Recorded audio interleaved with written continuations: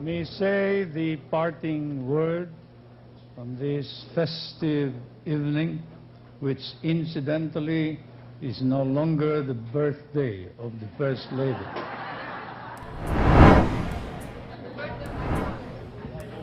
But the birthday of her father, Don Vicente Orestes Romualdez, Dean Emeritus of the College of Law of the University of Divine Word. Now, allow me to thank each and every one of you that you have been able to tolerate my singing now. That's the great and supreme test of your affection and love for the First Lady. There is no date more sacred to me, of course, than the 2nd of July every year. No occasion as personally enjoyable as the celebration of the birthday of the First Lady. But while glad of this opportunity to join with you in drinking to her health and success, I must also confess that in recent years I've been a little anxious whenever the 2nd of July draws near. For every time this date draws near, I know with certitude that it is I who will get older, while she will simply get younger and younger.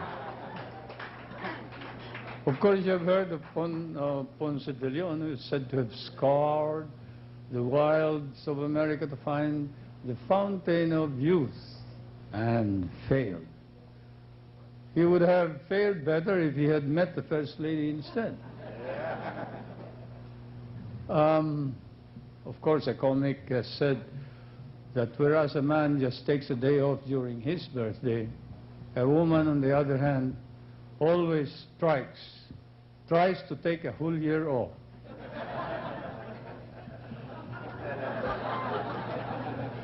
You remember on our wedding anniversary, I quoted the story of Henry Ford, the Senior, who on his golden wedding anniversary was asked, "What is your secret of an enduring and happy wedded life?"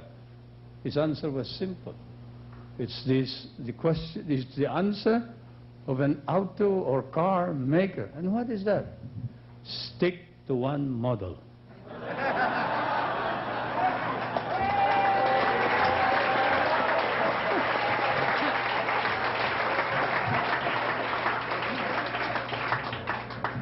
And that's also my secret.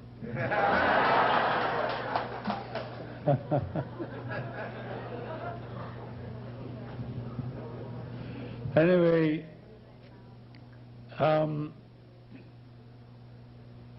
the effort to look younger than the First Lady is a hopeless cause.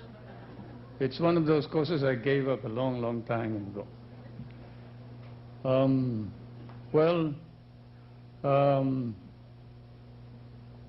I don't know what she does, but whatever it is, she is obviously succeeding, and succeeding, alas, at my expense.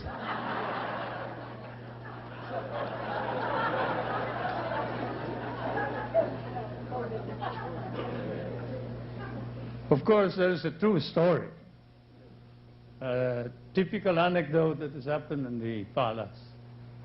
And sometime last year, there was a palace visitor from another country, and he had come to call on us in Malacanang. During his call, it seems that he bypassed the palace aides and escort, and he formally announced, before he could be formally announced to me, he came face to face with the young Mrs. Marcos. Impeccably polite and diplomatic, he engaged her in conversation and forthwith asked about the health of her father.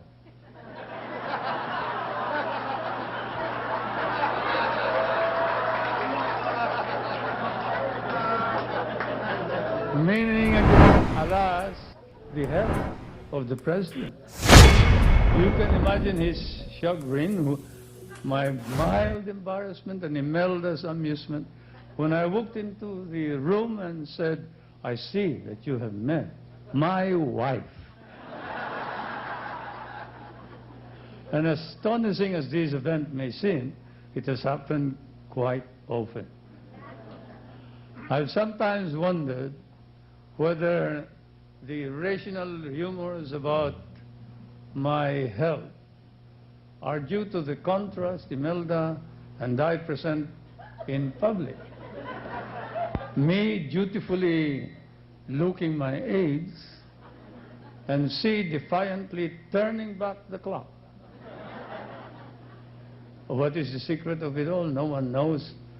And she perhaps will not be able to say, but I will venture a guess. I think perhaps it's the energy she burns every day to do the many things that are her passion and obsession. It has to do with satisfaction, a sense of fulfillment. She derives from her service to others and from the innumerable projects for people and country. A writer has seriously suggested even that Einstein's great discovery of relativity also posited the timeless truth that pleasure is energy. That what we expend in delightful and purposeful work is again turned into new energy. In short, we become young by doing. When you retire and do nothing, you're dead. Now, do you know why I keep running for president?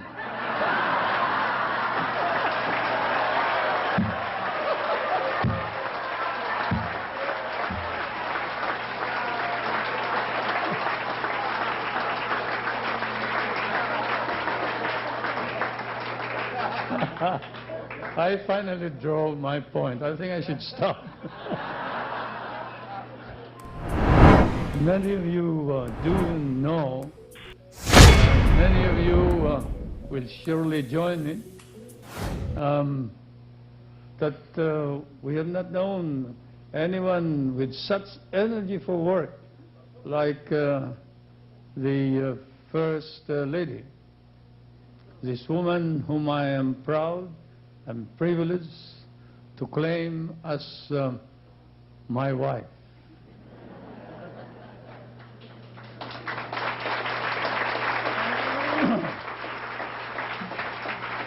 I heard somebody at the edge of the crowd talking sotto voce, I think, when I said, stick to one model. And he said, yes, if it's Imelda. Now, a poet, let me close with the poet's two lines, who said, all other goods by fortune's hand are given. A wife is the peculiar gift of heaven. Shall I say that all over again? Most goods by fortune's hand is given. A wife is a gift from heaven.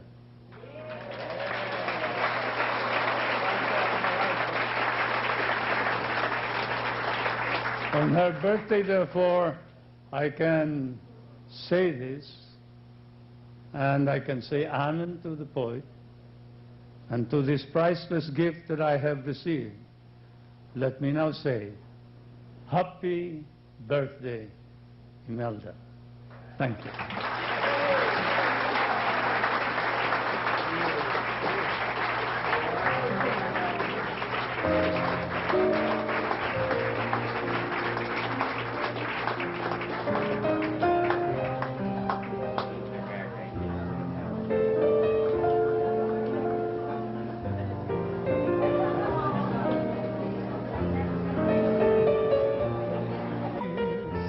May destroy and pour thunder, devastate and roar. But stop loving her, never, never, never. Imelda,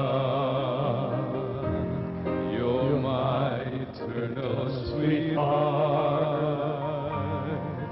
inspiring muse, who brought my destiny, protective mother,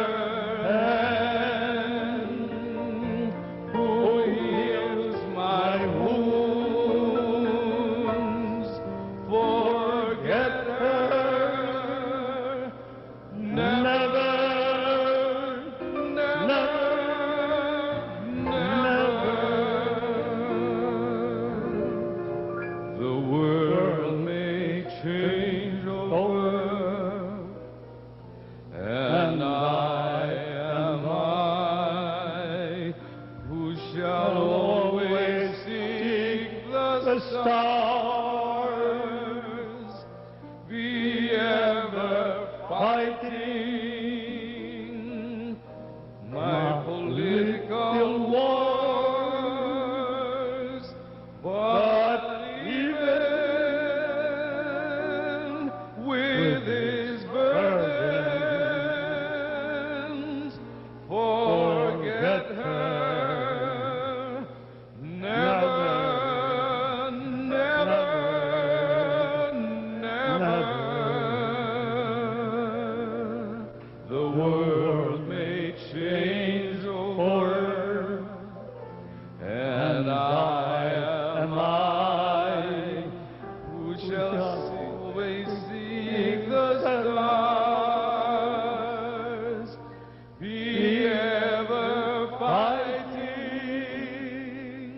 my political wars, but even with his burdens, forget her, never, never, never.